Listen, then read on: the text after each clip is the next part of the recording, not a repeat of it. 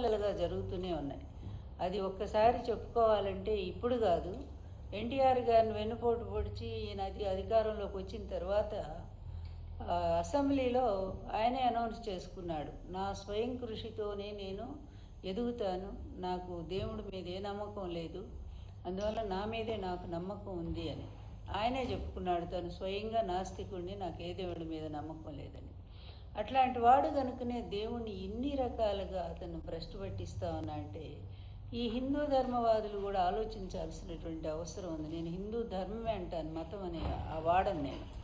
ధర్మం అనేది సమకాలీనమైనటువంటిది, సార్వకాలీనమైనటువంటిది, అందరికీ వర్తించేటువంటిది. అందువల్లనే ఈ ధర్మాన్ని భ్రష్టు పట్టించడానికి ఈరోజు బీజేపీ కొంతమందిని ఉపయోగిస్తూ ఉంది. అది ఈ రాష్ట్రంలో ముఖ్యంగా ఆంధ్రప్రదేశ్లో జరుగుతున్నటువంటి అన్యాయాలు, అక్రమాలు, దేవుడి పేరుతో జరుగుతున్నటువంటి ఇవి చూస్తూ ఉంటే అసలు ప్రత్యక్షంగా ప్రకృతి ఎంత ప్రకోపం చేస్తూ ఉందో కనిపిస్తూనే ఉంది కదా మనకి.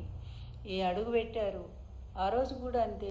అతను 2014లో వచ్చినప్పుడు 40 గుళ్ళకు అసలు ఏమాత్రం కూడా నిర్భీతిగా, అంటే దేవుడు అంటే భక్తి భయము ఇలా అతనికి ఏమీ లేవు కనుకనే అంత నిర్భీతిగా 40 గుళ్ళు కూలగొట్టేశారు. అయినా కూడా బీజేపీ అతను చాలా గొప్ప నాయకుడు అనుకుంటూ అతనితో స్నేహం చేస్తూ ఉన్నారు.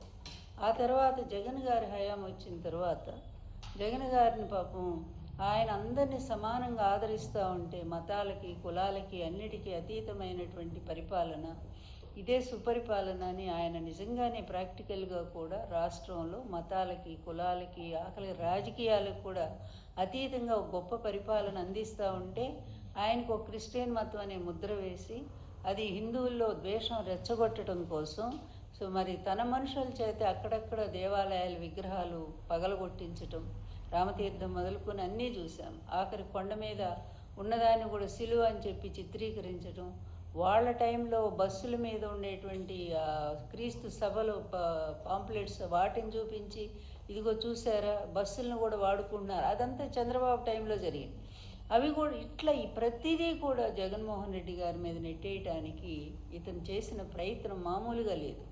అతి దారుణంగా జగన్ గారి ప్రభుత్వాన్ని బదనాం చేయటానికి ఎన్నో కుటిల యత్నాలు. ఇతనికి దేవుడి మీద భక్తి, మతం మీద ఒక నమ్మకము, విశ్వాసము ఉంటే ఇన్ని పాప పనులు చేస్తారా అండి? ఇన్ని రకాలుగా అన్నిటినీ మించి మహాఘోరం, మహాపాపం ఏంటంటే తిరుపతి లడ్డు. అంత ప్రపంచ దేశాలందరూ కూడా కళ్ళకద్దుకొని పవిత్రంగా భావించేటువంటి ఆ లడ్డును కూడా ఈ విధంగా దాంట్కి లేనిపోని అన్నీ కూడా అసలు మనం మాటలతో కూడా చెప్పలేనటువంటి అవన్నీ కూడా పూసి ఆ లడ్డును అంత అపవిత్రం చేసి 1,00,000 లడ్డులు వెళ్ళిపోయినాయి అని చెప్పి రామాలయానికి, అయోధ్యకి ఈ విధంగా గురు శిష్యులు ఇద్దరు ఎవరైతే ఉన్నారో పవన్ గారును తర్వాత చంద్రబాబు గారు ఇద్దరూ కలిసి దారుణంగా లడ్డును అపవిత్రం చేయడానికి ప్రయత్నం చేశారు. అయితే ఒక్కటి ఏదో అన్నట్టు భగవంతుడికి మలినం అంటది ఎప్పుడూ కూడా. అయితే ఈ పాపాలన్నీ ఆయన చూస్తూనే ఉంటాడు. ఎవరు ఎట్లా ప్రవర్తిస్తున్నారో, వీళ్ళ స్వార్థం కోసం ఎలా వాడుకుంటున్నారో తనని అనేది ఆయన కూడా గమనిస్తూనే ఉన్నాడు. అందుకే దానికి తగినట్టే అప్పటికప్పుడే కొన్ని మరి రుజువులు కూడా ప్రత్యక్షంగా చూపిస్తూ ఉన్నాడు. అది ఇంకా అర్థం చేసుకోకపోతే ఇక పరాకాష్ఠ స్థితి రాబోతుందన్నమాట. ఇవన్నీ ముందు వచ్చేటువంటి ఇండికేషన్స్, సంకేతాలు. ఈ సంకేతాలను అర్థం చేసుకోకపోతే ఇక లాస్ట్ ఒక మరి ఇక ఫైనల్ అనమాట ఒకటి జరగబోతుంది. భయంకరమైనటువంటి విషయము ఈ గురువు శిష్యుడు ఇద్దరు కూడా అర్థం చేసుకోవాల్సిన అవసరం ఉంది.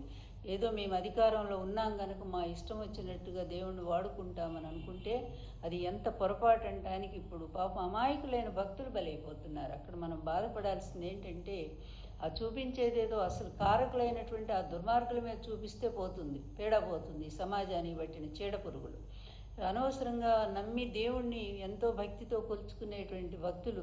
తిరుపతి ఎప్పుడైనా జరిగిందా అండి తిరుమల సంఘటన? ఇన్నేళ్ల చరిత్రలో ఎప్పుడూ కూడా తిరుమలలో తొక్కిసలాట జరిగి అంతమంది చనిపోవటం అనేది మనం ఎప్పుడైనా చూసామా? అది ఇతని హయాంలోనే జరుగుతుంది. అలాగే పుష్కరాల్లో అన్ని ఒకేసారి 30 మంది చనిపోవటం అనేది మనం ఎప్పుడైనా చూసామా? అది ఈయన టైంలోనే జరుగుతాయి. దేవాలయాలన్నీ కూలగొట్టబడతాయి, అది ఇతని టైంలోనే జరుగుతాయి. అదేవిధంగా గోవులండి, 100 గోవులు మరణించే, అది అందులో కూడా శ్రీవారి శ్రీవారికి రోజు పాలు నెయ్యి ఇచ్చేటువంటి ఒక పవిత్రమైనటువంటి గోవులు అన్ని వందల మంది చనిపోయినాయి. ఎవరి టైంలో అంటే ఇతని టైంలోనే జరుగుతాయి. అన్నిటినీ మించి నిన్న చూస్తే అసలు మరి సింహాచలం అంటే నిజరూప దర్శనం అనేది భక్తులకి అదొక చాలా ఇదిగా భావిస్తారు, మహాభక్తిగా భావిస్తారు. ఆ స్వామివారిని నిజరూప దర్శనం చేసుకొని పునీతులు అవ్వాలి అని వేలాది మంది భక్తులు ఎంతో ఆశతో తెల్లవారుజామున లేకపోతే రాత్రి నుంచి కూడా పాపం క్యూలో నిలబడి వాళ్ళు స్వామి దర్శనం కోసం వస్తారు. అలా వస్తారని తెలుసు కదా, ప్రతి సంవత్సరం జరిగేటువంటిదే కదా ఇది. అలాంటి దాన్ని కూడా ఈ గవర్నమెంట్ ఎంత నిర్లక్ష్యం అంటే, మనుషుల ప్రాణాలంటే కొంచెం కూడా లెక్కలేదు సుమా. మాకు ఎంతమంది అన్నా చావండి, మాకేమీ భయం లేదు, మేము మా దోపిడి మాది ఎట్లాగూ కొనసాగుతూనే ఉంటుంది. ఇష్టం వచ్చినట్టు అదే వైజాగ్లో మేము మరి 90 పైసలకే మేము విలువైనటువంటి 1000 కోట్ల ల్యాండ్స్ కూడా ఇచ్చేస్తాం, మాకేమీ భయమే లేదు, మాకు చట్టాలన్నా గౌరవం లేదు, దేవుడు అంటే అసలు భక్తే లేదు, మా ఇష్టం వచ్చినట్టు చేస్తాం. అందుకనే కదా అన్ని దేవాలయాల్లో కూడా క్షుద్ర పూజలు వాళ్ళ భార్య చేయించింది. ఆయన కొడుకు ముఖ్యమంత్రి కావాలని చెప్పి ప్రతి అమ్మవారి గుళ్ళో జరిగింది. తర్వాత కాళహస్తి దేవాలయంలో చేశారు. ఈ విధంగా ఇంత దిగజారిపోయి దైవాన్ని కోట్లాది మంది భక్తులు పవిత్రంగా భావించే దైవతత్వాన్ని కూడా దూషితం చేసే విధానంలో వీళ్ళ పనులు ఇంత నీచంగా ఉంటే ఇంకా ప్రజలు ఎలా సహిస్తున్నారనేది మాత్రం అర్థం కావట్లేదు. కళ్ళ ముందు కనిపిస్తూనే ఉన్నాయి వీళ్ళ దుశ్చర్యలన్నీ కూడా. ఈ విధంగా ప్రవర్తిస్తున్నటువంటి వీళ్ళు మతాన్ని దేవుణ్ణి ఈ విధంగా వాడుకుంటూ మరి వాటికే కళంకం తీసుకొస్తున్నటువంటి వీళ్ళ చర్యల్ని ప్రజలు మరి సరిగ్గా అర్థం చేసుకోవాలి. అదేవిధంగా జరిగేటువంటి ఉత్సవం మొన్న 3 రోజుల క్రితం గోడ కడతారట. ఆ కట్టేదేదో మరి గట్టిగానే కట్టాలి కదండి. ఇట్లాగే వీళ్ళలాంటి అవినీతి పరులకు ఇస్తారు. వాళ్ళు డబ్బుల కోసం ఇసుక పోసి సిమెంట్ తక్కువ వేసి గోడ కడతారు. పాపం అమాయకంగా భక్తులు ఆ దైవ దర్శనం చేసుకోవాలని వెళ్ళి ఆ క్యూలో నిలబడి ప్రాణాలు పోగొట్టుకుంటారు. ఏమిటండి ఈ దారుణం. అందుకే భారతం ఒక మాట చెప్తా ఉంది, ఇది అపూజ్య ఎత్ర పూజ్యంతే పూజ్య ఎత్ర అవమానితాః తత్ర త్రయో భవిష్యంతి వ్యాధి దుర్భిక్ష తస్కరాః అని మహాభారతం వ్యాస మహర్షి చెప్పారు. ఇది ఎక్కడైతే అర్హత లేనటువంటి వాళ్ళు అందలాలు ఎక్కుతారో, అంటే పరిపాలనకు వస్తారో, అవినీతి పరులు, అక్రమదారులు, ప్రజల పట్ల గౌరవం లేనటువంటి వాళ్ళు, మరి అడ్డదారిలో వెన్నుపోటుదారులు, అడ్డదారిలో సొమ్ము దోచుకునేటువంటి వాళ్ళు, ఇలాంటి వాళ్ళంతా కూడా అపూజ్యుల క్రిందకే వస్తారు. అలాంటి వాళ్ళు అందలం ఎక్కితే ఏమవుతుంది? అలాగే గౌరవించదగినటువంటి వ్యక్తులు, ప్రజల్నే దేవుళ్ళుగా భావించి ఆనాడు ఎన్టీఆర్, తర్వాత వైఎస్ఆర్, ఈరోజు జగన్మోహన్ రెడ్డి గారు, ఈ ముగ్గురు కూడా ప్రజలే తమ దేవుళ్ళుగా భావించారు. ఈ సమాజమే ఒక దేవాలయంగా భావించారు. ఇలాంటి వ్యక్తులు కూడా ప్రజల కోసం తపన పడ్డారు. అలాంటి వ్యక్తులు ఎప్పుడైతే దిగిపోయారో జరగకూడని ఎన్ని అనర్థాలు ఈ సమాజంలో జరుగుతున్నాయో మనం కళ్ళారా చూస్తున్నాం. అందుకే అపూజ్య ఎత్ర పూజ్యంతి పూజ్య ఎత్ర అవమానితాః తత్ర త్రయో భవిష్యంతి వ్యాధి దుర్భిక్ష తస్కరాః. కనుక నిజంగా గౌరవించదగిన వ్యక్తులు అధికారానికి రాకపోయినా ఇలాంటి అపవిత్రులంతా కూడా వచ్చి అధికారానికి వచ్చి మరి దోపిడీ చేస్తూ ఉంటే, అందువల్ల అప్పుడు ఏం జరుగుతుందంటే సమాజంలో ఇలాంటివే జరుగుతుంటాయి. మంచి మంచి వాళ్ళంతా కూడా పాపం అకాల మరణాలు జరుగుతాయి.